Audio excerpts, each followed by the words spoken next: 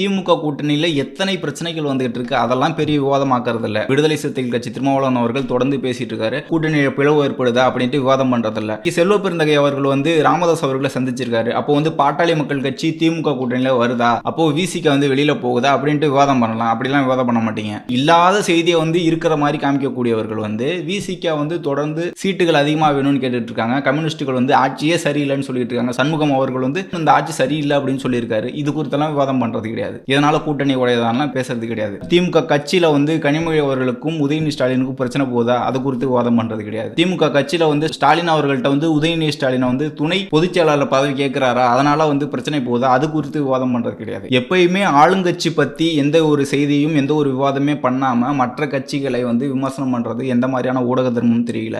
இப்போ கூட்டணி அப்படின்னா முடிவாக போறது இதுல முடிவாக போகுது. எந்த கட்சி கூட்டணி வைக்க போறாங்க, யார் இந்த தொகுதியில் போட்டியிட போறாங்க, எந்த சின்னத்தில் போட்டியிட போறாங்கன்னு எல்லாமே தெரிய போகுது. அதற்கு முன்பே இது எனக்கு கடுப்பாகுது. அதை தாண்டி எப்படா போய் சொல்றீங்க அப்படிங்கிற மாதிரி தான் எனக்கு தோணுது.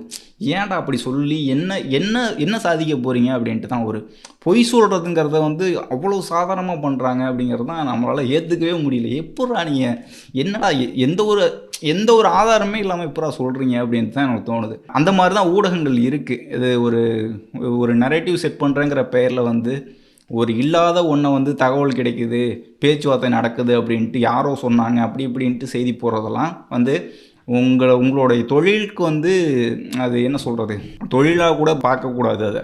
அதை ஊடகங்களில் செய்திகள் மக்கள் நலன் சார்ந்து இருக்கணும். அதை தாண்டி கட்சிகள்கிட்ட பணத்தை வாங்கிட்டு கட்சிகளுக்காக சில ஆட்சிகளுக்காக முட்டு கொடுக்கறதெல்லாம் எந்த மாதிரியான ஊடக தர்மம் தெரில. இது ஊடகங்களாகவே நான் பார்க்கறது இல்லை. அதே மாதிரியான ஆட்களை ஊடகவியலாளர் பத்திரிகையாளராகவே பார்க்கறது கிடையாது, வாயை வாடகைக்கு விடக்கூடியவர்களை. அதனால் உங்களுடைய தொழில் உங்களுடைய வியாபாரம் போயிட்டு இருக்கட்டும். அதுக்கு நம்ம ஒன்றும் சொல்ல முடியாது. மக்கள் புரிஞ்சுக்குவாங்க. நீங்கள் செய்யக்கூடிய அராஜக போக்கு, பொய்யான செய்திகள், கேவலமான அருவருப்பான செய்திகள், நீங்கள் போகிறது அருவருப்பு எவ்வளவு கேவலமான ஒரு கெட்ட வார்த்தைக்கு இணையானது தான் அந்த பொய். ஒரு கொலைக்கு, ஒரு பாலியல் வன்கொடுமைக்கு, இன்னும் என்னென்ன கொடுமைகள்லாம் இருக்கு அதற்கு சமமான ஒரு விஷயம் தான் அந்த பொய். நீங்க பரப்பக்கூடிய ஒரு பொய். உண்மையை சொல்லுங்க, இல்லைன்னா உண்மையை தெரிஞ்சுக்கிட்டு சொல்லுங்க. அது இல்லாமல் ஏன் பொய்யை பரப்பிக்கிட்டு இருக்கீங்க அப்படின்ட்டு இந்த ஊடகங்கள் கேட்கணும். ஊடகங்களுக்கு சரியான பதில்கள் விரைவில் வரும் அப்படின்ட்டு இந்த இடத்துல குறிப்பிட விரும்புகிறேன். நீங்கள் பொய்யான செய்திகளை பரப்ப வேணாம் அப்படின்ட்டும்